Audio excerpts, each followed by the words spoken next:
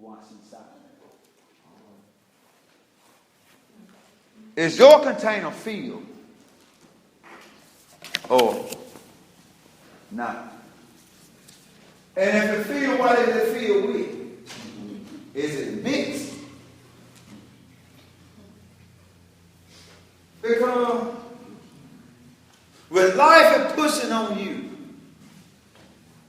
God said, can your container stand the wind of life? And if it get pushed too hard, what's going to spill out of you? If it get pushed too hard, if it get wet thin, what's going to come out of you? You can't hide what's in you. Because whatever in you going to come out of you after a while. He said, what's in your container? While you're trying to fool other folk, you can't fool nobody, but whatever in that container going to spill over after a while.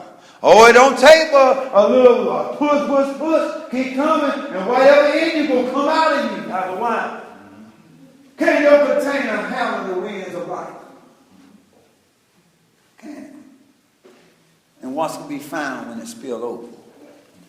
Because your spirit, what he was talking about, if I will pour my spirit in you, and your container not ready to handle me, it'll bust open.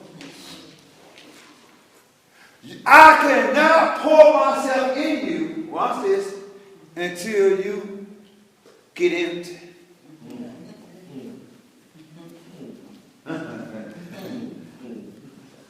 The Bible said when they didn't have no more wine, that's when Jesus did his first miracle. When they ran out of their cells. When you run out of your own spirit, then I can pour my spirit. The miracle about the wine. The miracle about them running out of their own spirit is that was symbolic of what he was saying. That's why he was, Mama, ain't my time yet. Oh, okay, I do my first miracle. I turn water, I cleanse. 6-day man. And it stale you mean I cleanse it. He said fill them up with water. And he cleansed. That was because the word is the water of life. All right. He's everlasting life. He said fill them up. I put my life in them. Then he said, then I pour my spirit in them. And when I pour, until you run out of yourself, you can't be fooled with his spirit. The problem with a lot of us, we got stuff in our container we don't want to let out. And you cannot hold the Spirit of God till you got leaks in yourself. Your foreskins ain't tough enough. Because you build on what you believe is right. And when God said, it's by my word, said the Lord. And he can't pour himself only in you. Because you're too thin to handle him. If he would try to pour it in you right now, you'll bust wide open because you couldn't handle the truth. And while you still holding on to that part of you, you just holding yourself up. Because his first miracle he wants to do with you is take and cleanse you whole. And then pour himself in you, that he would fill you up. Being half full ain't enough. Because half full will give you a false illusion that you got it. But he wants to fill you all the way up. Is there anybody want to get filled up? And you're tired of being halfway filled and don't know what can happen tomorrow. God wants to fill you. He wants you to run out of your own self. Run out of your own self. Religion cannot handle the preaching of the kingdom. You can't pour new wine in old wine skins. Religious people can't take this kind of preaching. It'll bust them wide open because they're too thin. That's why he would tell them, I can't pour this new stuff in old vessels. It can't take it. You got to be transformed. You got to be changed. You got to be walking in the newness of life. Because if I pour this in there, you got to be able to handle when I pour it in there. Because you ain't going to understand.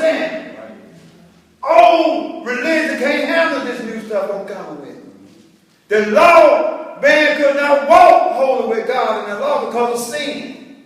He said, I came to bring the kingdom to you and live perfectly in life. So when I pull myself in, you'll be able to handle and contain me. Your vessel, because it be made new, will be able to hold whatever I pour in you.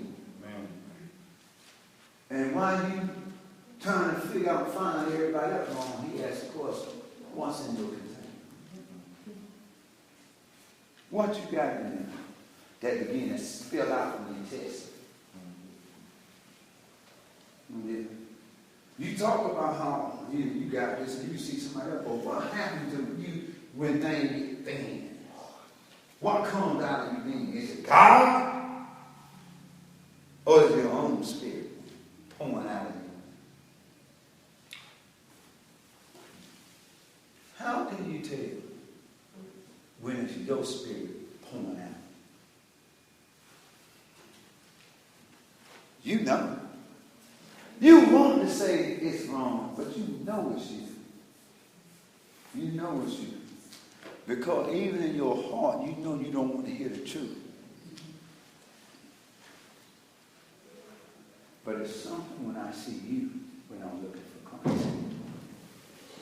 When I'm looking at your container saying, I need to see Christ. And all of a sudden, when I really need you, I see you spill out. And I feel your spirit coming at me. That's hard for me. Because I really want to find Christ, and I thought you had him in you. And yet, instead of finding love, I find something different from love. I find self-righteousness because you never let your spirit go. You felt like you were right and everybody else was wrong.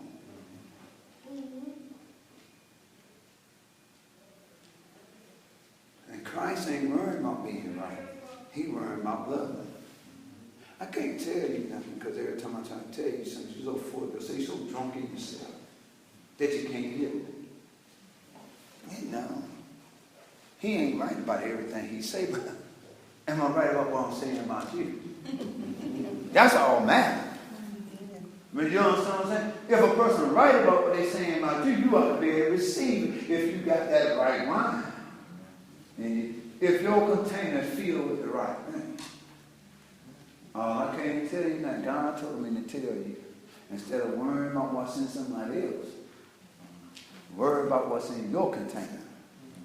And the first miracle he wants to do with you is to cleanse you of your own spirit. When you get rid of that old mind, which is your spirit, he won't, and he ain't going to be able to pour himself into you whole until you get rid of that old stuff. You keep trying to stop God, and keep trying to do it your way. And he said, I'm going to deliver you from your spirit before I put my spirit hold in you. Because when I put my spirit in you, my spirit will begin to change your mind. And when my spirit begins to change your mind, then you will become transformed. And it ain't going to matter about who right or who wrong no more. I'll be thinking about how can I get it right? You know what I mean? How can I walk with you? How can I follow you? How can I keep you full up with me? He wants to pour himself wholly in us. But we keep stopping him. And he said, if you offend somebody and say that you call by my name, a one of my little ones, because you're full of your own self, then you just offended me.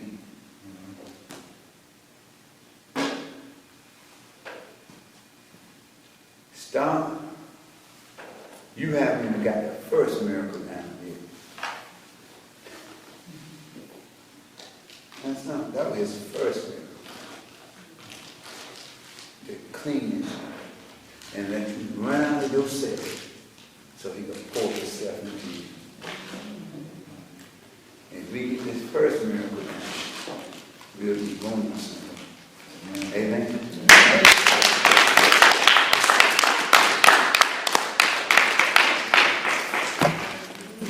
So, kingdom, mind, and spirit. Deliverance says, not just be delivered from your mind, but your spirit also. That was the first miracle. He ran, he waited till you got through with yourself. And I'm gonna whine. Amen.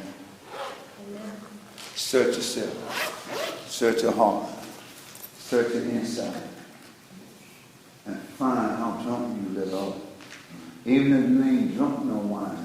I asked last week, I said, how many of y'all drunk some this year? And a couple of them said, yeah, and I told them I want to couple of them. But how have you been sober this whole year yet? Spiritually speaking. You didn't have to drink no wine to be drunk. You drunk on your own spirit. You see everybody wrong beside yourself. And God can fill you up because you're full of your own stuff. When you get tired of drinking your own stuff, your stuff don't taste as good as the new stuff. Your stuff don't taste as good as the government saw that, even when he already drunk. See, that religion was the first thing that we doing. But that kingdom was the second thing. And how is it that you say the best for life? What you holding back and ain't fully put in you is the best thing. You think you tasted God being good yet. You ain't seen nothing. You run completely out of yourself and let him fill you up. You ain't seen what it feels like.